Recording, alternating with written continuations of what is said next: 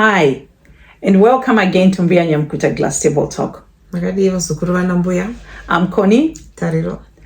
Today we are wrapping up our series on preconceptual care.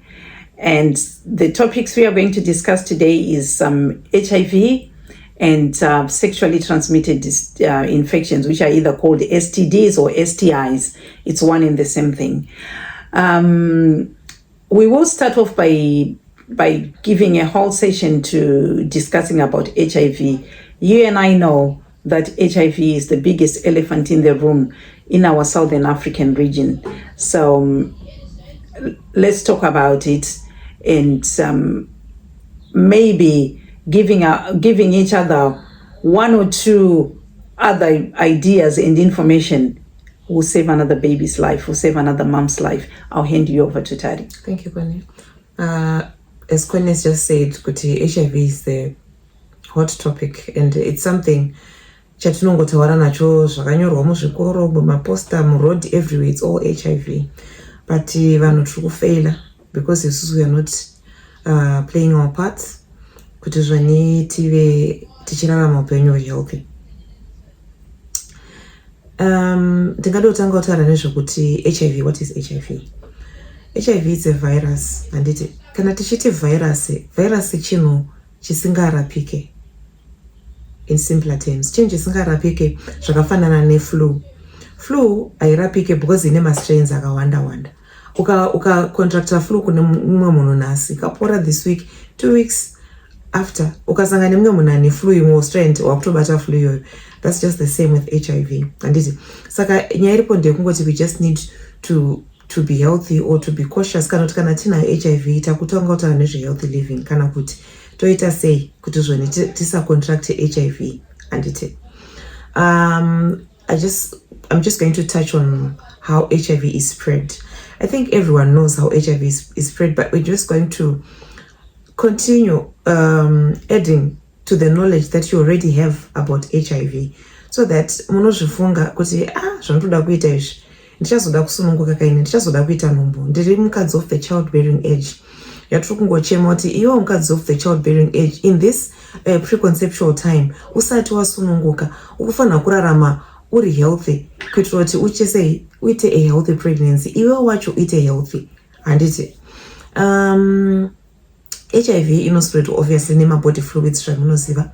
Tinotaura kana tima body fluids, tikutaura ropa, tikutaura mafluids atinosangana nawo pabonde, mate anogona vanhu kissing, vanhu vanogona kufunga kuti kissing inogona kukonzeresa HIV. Kana munhu ane chironda, if you kiss munhu ane HIV, one of you mune zvironda, pane chance yekuti unogona kucontracta HIV through kissing. Handiti and then kuita bonde risina kuchengetedzwa, be it vaginal sex, oral sex, anal sex, all those things zvinokonzeresa HIV. Handiti vamwe vanhu vane mamyth ekuti only vaginal sex ndo inoita kuti munhu aite HIV, but as long as pachiita body fluid uri at a risk of contracting HIV. Handiti kune nyaya yekuti vamwe vanhu vanoda vanoita mablood transfusion, kune mablood transfusion. Handiti vanhu kana vachidonata ropa rinoscreenwa, ndosaka zvichinzi chinhu chese chinoshanda zvakafanana nemapirisi efamily planning ane kapercentage, hanzi 100%. Handiti ane kapercentage kefailure rate. Handiti saka kuwana mablood products kunogona kuita kuti munhu awane HIV, although machances achina ari very very slim, but these are some of the ways yekuti munhu anogona kucontracta nayo HIV. Handiti mazuva anaya vanhu vari kushandisa madrugs, vanhu vari kuzvibaya ma-injection vari mumba vari kana 10 vachiti uyo akabaya uyo ozvibaya uyo ozvibaya. Uri kuziva here kuti munhu azvibaya uyo akatestwa here, status yake uri kuiziva here? Saka vanhu vanogona kucontracta HIV through kushandisa ma-sharp instruments, kushare ma-razor blades, ma-syringe iwayo and all those sharp things that we can use tichishareana. Handiti and then also atichapinda zvazvo in detail because teta kutaura amai vakazvitakura, but inogona kuspreadwa futi kana amai vaya vanenge vakazvitakura vakasazvichengetedza nekumwa mapirisi avo zvakanaka nekuita bonde rakachengetedzeka, vanogona kukonzeresa kuti HIV yavo imultiply. Handiti saka isusu we're just saying kuti let's try to prevent. So kana uri mukadzi ari in the childbearing age or murume ari in the childbearing age, zvakakosha chaizvo kuti try to have one faithful partner. Waita one faithful partner iyoyo, it would be a good idea kuti periodically mugare muchiteswa. I'm not implying kuti wanonyanika chichita, but who knows, this is life. So let's say muda kuita mafunga kuti tuda kuita mwana, mabvumirana kuti tuda kuita mwana. How do you make sure kuti mwana watiri kubara uyu anenge ari healthy? The first step you should take, mese amai na baba, is kuenda kunoteswa. I'm going to give an example yekuti tomboti mwaonekwa muri negative.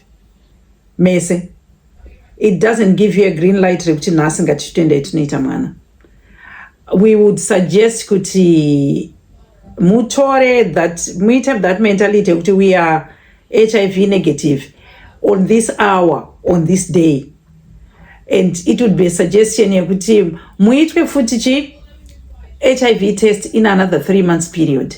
Because pane period, inonzi window period or seroconversion, where wandu we HIV unenge usati wanyatsowanda muropa rako zvokuti zviri detectable. Saka paunozoitwa after 90 days paipai zvinogona kunge zvakuita, it will be apparent, zvinogona kunge zvakushowa. Kana pasinawo hapana, it means kuti wanga wakachena musi wekutanga, wakachena nhasi, mochenderera mberi nekuita safe sex, nekuita one faithful partner. And kana usina partner uchitaridzira kuti ndoda kuzoita mwana pamberi apo, abstain from sex would be the best way to prevent HIV. But however, if it's compelling that you can't abstain, the use of condoms has been known to be one factor that drastically reduces the transmission of HIV. I don't know at what rate, but a very good rate, because there is a barrier there. Your fluids can get to the man, the woman's fluids, the man's fluids can get to the woman. So prevention is always better than cure. Panyaya yema needles yataurwa. The phenomenon yema drugs irikuitika kumusha kwedu, it's worrying. And there is no safer way of saying shandisa itai zvakadai. So the best thing would be to get counseling near the drugs is to try and prevent kumbobvira waenda down the route yema drugs. Because normally kana uri under the influence of anything, your judgment is impaired. Your judgment is impaired nedoro, your judgment is impaired nema drugs. Have you ever looked at a pack of tablets? Sometimes inenge yakataurwa kunzi the operation of machinery or driving is prohibited once you are under the influence of this drug, because they know kuti your perception is altered, your judgment is altered. So kazhinji kacho tinopreacha kuti prevention is better than cure. And kungogara takazvichengetedza, whether tiri childbearing age kana kuti hatisi childbearing age, kungogara takazvichengetedza panyaya yeHIV kuti tidzikise maretse HIV in the Southern African region, tichibara vana vane utano, and that way we can rebuild our nation from this HIV pandemic. It's not as bad as it was in the 90s. We've managed to get to a point where there's been technological and medical advancement in the treatment of the symptoms of HIV and to suppress the virus. Can I just be very clear about this? HIV does not have a cure. The virus as it is does not have a cure. What we have is symptom management, where the virus can be, the multiplication of the virus can be suppressed. I'll give you an example of how it works when you're on HIV treatment. It's like putting some food in the freezer. As long as you keep it there, it's as good as the day you cooked it. But tomboita zvazvo kuti nhasi ndambofungwa kuti nhasi ndodya pumpkin soup yangu iri mufreezer ndakabika, ndoiburisa ndomboisiya apo, yotowambijana, ndatoactivata bacteria, ndodzosera futi ndakudzosera chikafu chine bacteria yaactivate wanditi mangwana ndochiburitsa for another 30 minutes chiri kuramba chichiita sei ndikuramba ndichialter state yechikafu chechi by the time andichazochiburitsa kuda kuchidya zvemashuwa ndinenge ndatoalter state yechikafu ichocho zvakanyanya saka kugara takakipa chirwere chacho chiri under that freezer example yandiri kutaura yekuti ramba uchimwa mapiritsi ako kuramba uchimwa mapiritsi ako kuramba uchisuppressa virus iye kuti isaite ukasha toziva kuti chikafu chikaburitswa mufreezer ukachisiya chakagara apa eventually chichaora and why should we do that? I'll hand you over to Tari to talk about antiretroviral therapy. All right. Antiretroviral therapy yatinoziva kuti handiti mapiritsi HIV.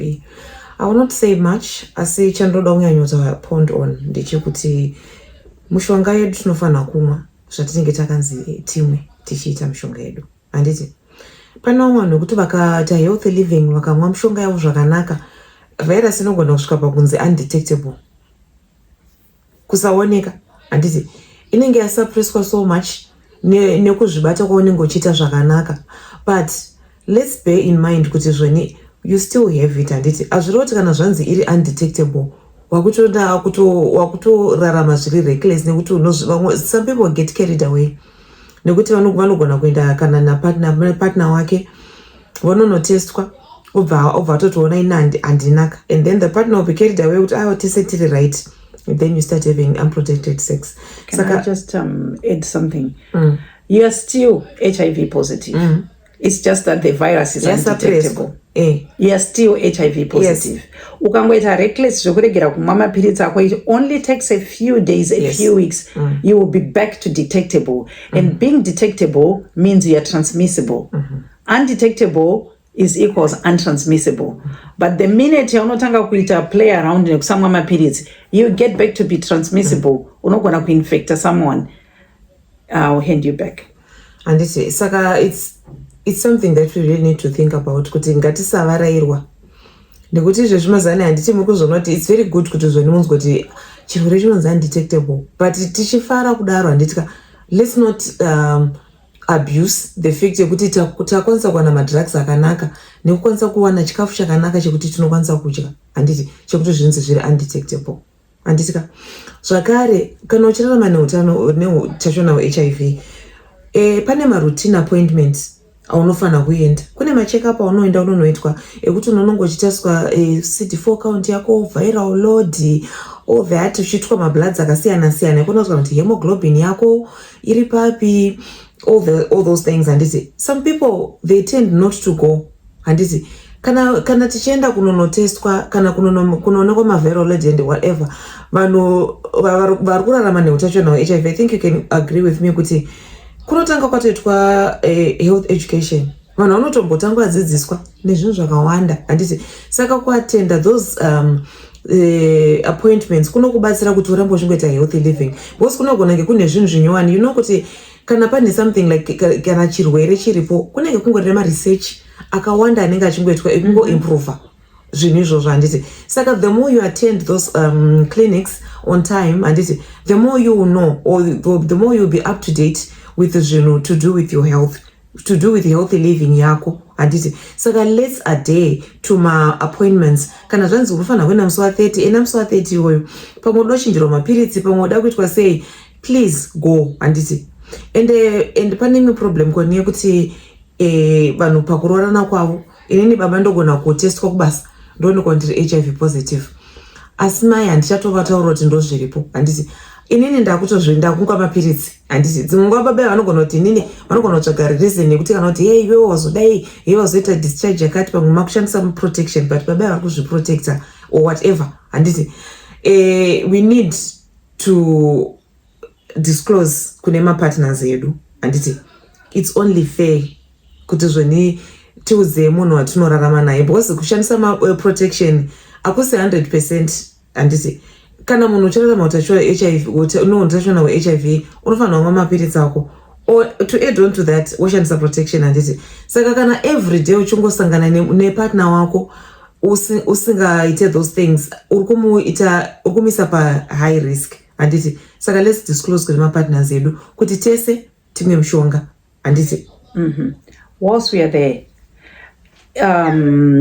it's a criminal offense to knowingly infect someone with HIV. I don't know about the laws in Zimbabwe, but here in the diaspora, it's a jail term of more than 7 years to knowingly infect someone and to not disclose. If it can be proven beyond reasonable doubt that you knew at the beginning of the relationship that you are HIV positive and you did not disclose to your partner about your status, that woman or man has got the right to seek legal attention. And it's not a civil matter, it's a criminal offense. I think, if I'm not mistaken, it's either equivalent to grievous bodily harm. So why would you want to go down that route when there are all these parameters dzekuti unogona kurapwa usapresa ningirikini usapresa virus yako? And besides, the trust that you build by just being open, honest and truthful, the trust that you build with your partner, I would be inclined to be very honest and truthful to my partner about my status. I don't want to be looking over my shoulder or kuti ndinonowanda mubathroom kuti ndimwe mapiritsi angu or ndinoaviga muupfu. That's living a miserable life. Kutadza kuri muvanhu. And if someone leaves you because what disclose status yako yokuti I'm HIV positive, I am on treatment. If someone decides to leave you, they were never meant for you. Don't chase them. And zvinorwadza, yes, kuti you feel rejected, you feel there is a stigma, but kana munhu iye asiri mature enough to understand all these advancements dzaitika in the treatments of HIV, then is that person really for you? Probably not. So ngative open, honest and truthful when we get into relationships, especially actually when it comes to HIV. It's not even especially to young generation. HIV affects everyone in the same way, but more so kuvana vadiki imimi munenge muchada kuita bring life into the world. Zvinenge zvakakosha kutaurirana chokwadi. Kozoti pane issue yedenial koni yekuti ndakutaurira iwe uri mukadzi wangu ndakudzoti inini tatestwa basa ndikaonako ndine HIV, zvakazodai sorry ndozviripo. Handiti dzimwe nguva madzimai tinotadza kuzvitambira kupinda mudenial yokuti azondidarire chete. Handiti but watoonazvo chirwere. Handiti denial, vanhu vazhinji vanofane denial kuti anoti ndimwe mapiritsi azvobheta kufa, zviri nani kufa. Yeah, a lot of people have died because is it worth it? People are in denial. Having been in the nursing and midwifery profession for close to 20 years now, I've seen people who take it in their stride and they accept that's life. I've seen people who from the day they are told they are HIV positive, it's stress that kills them, not the virus, but it's the stress that kills them. And yet, in this day and age we are living, we've got all these treatments that are available. 1993, I'm talking of 1994, I'm talking 30 years back. We were at a point where there was no cure for HIV. And people died in their millions in Africa, and everywhere people died in their millions.